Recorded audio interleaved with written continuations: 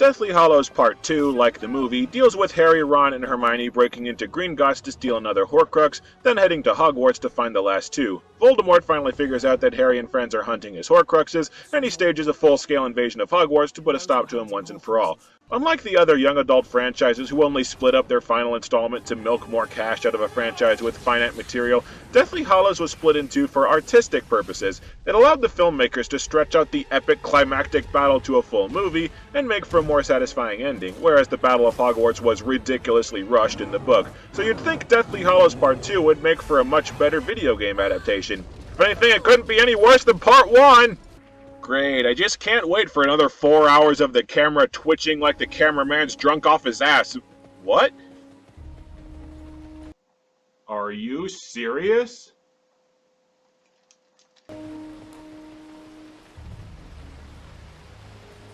They fixed the controls! I don't believe it. The camera only turns when you point at the edges of the screen, and it is really astoundingly sad that I'm impressed by that. Part 2 made a lot of technical improvements over the first game. You actually get indicators when your shots, so you can tell where you've been hit from. Your shots don't automatically hit people if you're aiming in their general zip code. They threw out those potions that you never used anyway, so the D-pad is freed up to switch spells. Harry doesn't yell stupefy every couple of seconds, and you can run now. So the game has made some big advances, but don't worry, every step forward was accompanied by an equally large step backward. Unlike the first game where it took a metric crap ton of hits to kill you, now you die after taking only a few shots, so using cover is significantly less optional. Incidentally, to further the game's quest to be every shitty modern shooter there is, the game no longer has a health bar. Instead it has bloody screen so real. Except it's not blood, it's smoke, so smoky screen so real? All of the shooting is done from behind cover. Every battlefield is littered with two sets of chest-high walls, one for you and one for the enemies. You run into a wall to take cover, the enemies pop up and down like ducks at a shooting range, and you shoot until all the enemies die. Then you run to the next shooting gallery and you do it all over again. Unlike Part 1, you have to actually aim at the enemies, which forces you to at least pay attention to the game, but the game still isn't stimulating, it's just a goddamn target range. You can sit in one piece of cover through an entire fight because the enemies do nothing to flush you out or force you to change tactics. The AI is dumb as rocks, and it does nothing except suicide charge you while you mow them down. A few enemies can knock you out of cover, but you can just run right back into it. You just sit in one place and shoot until everything is dead. It's like a rail shooter without the rails, if it makes any sense, and you do this through the entire game. I recorded something like 2 hours of gameplay footage for this review, and I have no idea why, because you watch this game for about 5 minutes and you've seen the entire thing. It's all so monotonous. It's like we've regressed to the same gameplay level as Duck Hunt. Hell, Duck Hunt at least was challenging because the ducks were smarter than these bozos who run headfirst into your shots while you shoot them in the face. By the way, if you're ever in the mood for a good drinking game, take a shot every time one of the game's hints tell you to use cover, you dumbass. What's really annoying about the shooting is that once you start firing Stupefy or any other spell, you only get a few shots off before your targeting reticule glows larger than Hagrid's ass, and your shots scatter everywhere like Harry shooting with his eyes closed. I'm guessing this is the game trying to emulate having to reload in a normal FPS, but you only get a few shots before it happens. At the start of the game, this forces you to hide behind cover and wait for the damn reticule to shrink, which gets tedious real fast, and later in the game you get other close-range spells that you can switch between at will, which just makes the cooldown time completely pointless since you've got an alternate weapon you can switch to that's equally effective. You get 6 spells. Stupefy and Expulso are close-range spells, a basic projectile and a rapid-fire projectile. Expelliarmus breaks enemy shields and does absolutely nothing else, which is absurd since Expelliarmus disarms a wizard and leaves them helpless in the main series. It only takes a second or two to switch to Expelliarmus, break a shield, and go back to what you were doing, so that's really a pointless addition to the game. It doesn't do anything to add variety. Petrificus Totalis is a sniper rifle. Confringo is something of a homing grenade launcher that's good for tight groups or one-shot killing a bastard that's getting on your nerves. Yeah, watch him go flying! The only spell I never used is Impedimenta, a homing launcher where you run your cursor over enemies and then shoot homing blasts at them. You only really use it in the boss fight with the giants because it's literally the only spell that does squat against them and you never touch it again. You can cast Protego to give yourself a shield, which you're supposed to use to run from cover to cover, but the shield breaks if it takes like 2 hits. It's useless. The only enemy attack Protego does crap against is Cruciatus, a machine gun that kills you in 1 hit if you don't have cover, and Cruciatus in the main series is one of the unforgivable curses. It's like the one spell that Protego should not work against. It's really surreal playing this game where the gameplay is refined and every spell has a specific use, after playing the first game where the effects of the different spells were so muted or non-existent that there was no point to using any of them. It really hammers home how completely unfinished Deathly Hallows Part 1 was, like they ran out of time in mid-beta and had to polish what they had done into something they could sell. Late in the game, you unlock the ability to apparate, teleport from place to place. You're supposed to use it to jump between pieces of cover, which raises the question, you give the player the ability to teleport, and that's all you can think to do with it? Not teleport to different vantage points or make for cool multi-layered and complex levels, just jump between chest-high walls? Apparating completely does not work. It teleports you a set distance away from your current position, and if there just happens to be a piece of cover at that set distance away, you get behind it. It's disorienting because it's hard to gauge exactly where you'll land, and it's useless for running away because you can only apparate once before it needs to recharge. Besides, the only character who can apparate is Harry, and you only spend about half the game playing as Harry. You alternate playing between Ron, Hermione, Ginny, Mrs. Weasley, Seamus, Neville, and Professor McGonagall, but all of them have the exact same spells, and they all play exactly the same. This is fine for the students, but how does Professor McGonagall, headmistress of the school, have exactly the same power level and skill set as the teenage students? Plus, she walks like she's in desperate need of a hip replacement. It's just the game having more fake variety. The game pretends like you're doing something different when you're not, to try and cover up how every level feels exactly the same. The game never once strays from the scenes in the movie, so the few levels the game has are stretched to the breaking point. Blowing up the bridge, a completely insignificant side scene in the movie, is stretched out to a nearly half-hour-long level, including a stupid long sniping section. Going through the Chamber of Secrets to get a Basilisk Fang to kill Horcruxes is stretched to, I think, a 20-minute level of going through identical room after identical room, protecting Ron from spiders. Because who doesn't like escort missions other than every gamer ever? Gringotts and Hogsmeade, the first 2 levels, combine to almost an hour, they're so padded. And most of the levels are filled with obstacles that you can't walk through until a partner who is in no freaking hurry comes and unlocks it for you. It stopped. Move your ass! So much of the game feels like padding, and I think the reason why it feels like padding is the game is so non-stimulating. The gameplay is so repetitive that when a level stretches a little long, it just feels like you're in purgatory, waiting for the shit to end.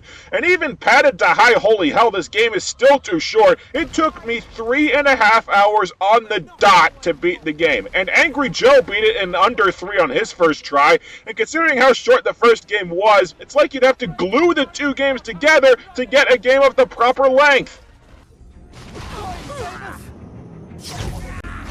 What the hell is that guy doing? He somehow got behind me and he just ran out in front of me. What in the actual... And there he's doing it again! So what, every non-ranged enemy is programmed to do nothing but suicide charge you, but once they actually get to you, they just turn around and go back? I have no idea how to explain this. There's almost no variety to the enemies. There are guys who walk straight towards you and a few guys who used ranged attacks. Some of the enemies use Protego and some of the enemies use Cruciatus, but there's no way to tell who's going to use which spell. You effectively spend the entire game fighting the exact same enemies. And I mean that literally because there's still only 2 character models for Snatchers and maybe 3 or 4 for Death Eaters. It's the goddamn Clone Wars out here! The last few levels of the game ratchet up the difficulty. The game starts throwing more enemies at you at once, snipers start getting mixed into enemy groups, and you have to prioritize the ranged enemies. You have to switch out weapons constantly since everything runs out of charge so quickly. There's a very long shootout in a circular courtyard where enemies come at you from multiple angles, and most infuriatingly of all, this cover-based shooter starts dumping you into arenas with no usable cover. It's less that the enemies get harder and more that they spawn in more advantageous positions or catch you off guard in beginner's traps. As the game goes on and Hogwarts gets incrementally more demolished, the levels start to fill up with pieces of debris that look like pieces of cover but aren't. You get shot while uselessly trying to get into cover, and here you are in the trap. The crazy thing is, as the game's design gets incrementally worse, the game starts to get much more stimulating because you have to, start exerting actual effort to win. It never gets to being fun. This game just felt like work the entire time I was playing because it takes so few hits to kill you that you're given very little freedom in how you play, but at least the last batch of levels keeps you awake. Whether this is a pro or con or not is your own opinion. The boss fights are pathetic. The boss stands completely still, you shoot them before they have a chance to kill you, they apparate to a new stationary location, and you shoot them again. You repeat this for about 5 minutes because the boss does absolutely nothing else. Even Voldemort does nothing except stand in one spot at a time and shoot at you. The entire series has been building up to a final showdown with this guy, and it amounts to shooting up a punching bag. I understand the game's engine is limited, nice way of saying shitty, but you could at least have him fucking move! And could somebody tell Voldemort's voice actor to at least pretend like he's pissed off? Voldemort is losing a fight with his arch-nemesis, and he just lets out this pathetic, annoyed grunt. And the final fight with Voldemort, the game tells you to keep the spell stream center to push Voldemort back. And I'm guessing the devs counted on you not knowing what the hell this means, so that you die, replay the level, and artificially tack on some extra time to their crappy game. You just move the control stick in the opposite direction as Voldemort. That's it. 8 games leading up to a final showdown, and it has less depth than your typical Mario Party minigame. This is how the series ends. Not with a bang, but with a whimper. Well, not so much a whimper, more an enraged howl from the player. Harry Potter and the Deathly Hallows Part 1 and Part 2, both of them suck! The first game is so devoid of actual mechanics, generic, and so easy that the game just about literally plays for you that it's an absolute waste of time, money, and energy. Part 2 on a technical level is a better game, but the entire time you're playing, it's either boring because it's too easy, or getting on your nerves because it's pulling cheap tricks to make up for being easy. After the credits of Part 2, you're shown a montage of pre-rendered cutscenes from all the Harry Potter games, from Sorcerer's Stone on the PS1 to Deathly Hallows, and that montage really shows the utter tragedy of this game. A series of decent to good games based on a beloved and wonderful series, and it all ends with this! These 2 utter disgraces to gaming. It doesn't piss me off because I've played a lot worse, it just makes me sad. The crappy game is over. Are we done here? Can I go now? Leave? Oh, no, I have so much more planned for you. Think of all the bad games in the world that get released on a weekly basis. Why, I'd wager there are enough bad games to last you forever. So what, I just sit here playing these pieces of crap until I die? Yes. Why not? It's what your viewers want. They only watch to see you suffer, laugh at your pain. Don't worry, you can leave any time that you want. Just look to your right.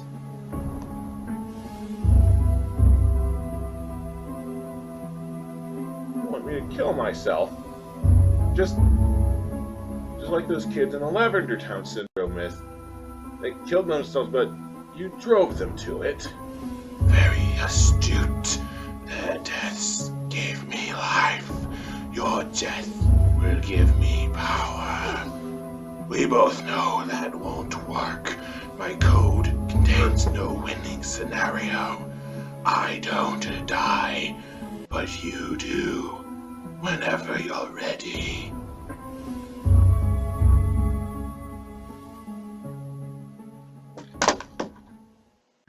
Fine, pick a new game. Let's see how long you hold out. See how long it takes for you to break. How about some Blues Brothers 2000 from your favorite developer, Player One?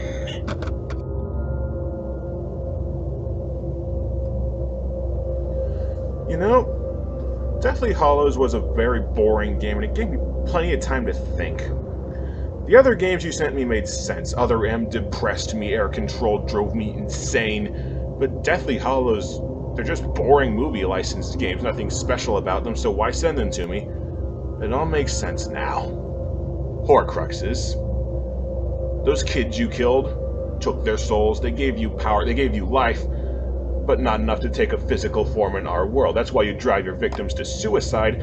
You have the victim harvest their soul for you because you're not strong enough to do it yourself. You slid the Buryman script into other games, vessels to contain your soul so you could save your strength. You made Horcruxes. One of them is Pokemon Stadium 2. That's why the hallucination started after I tried blowing this piece of shit to Kingdom Come. So if I can destroy the Horcrux, that'll kill you. My lightsaber destroyed Superman 64. You wanna bet it'll destroy you too?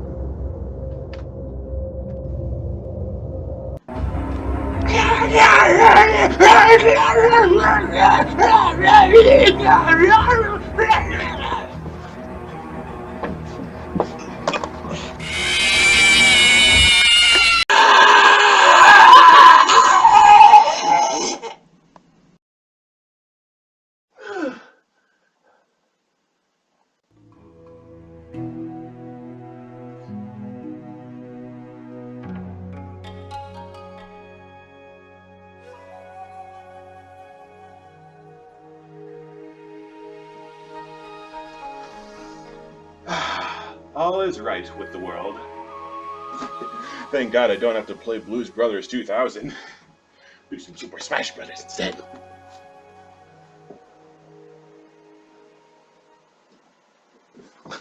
Oh, what the hell? Why not?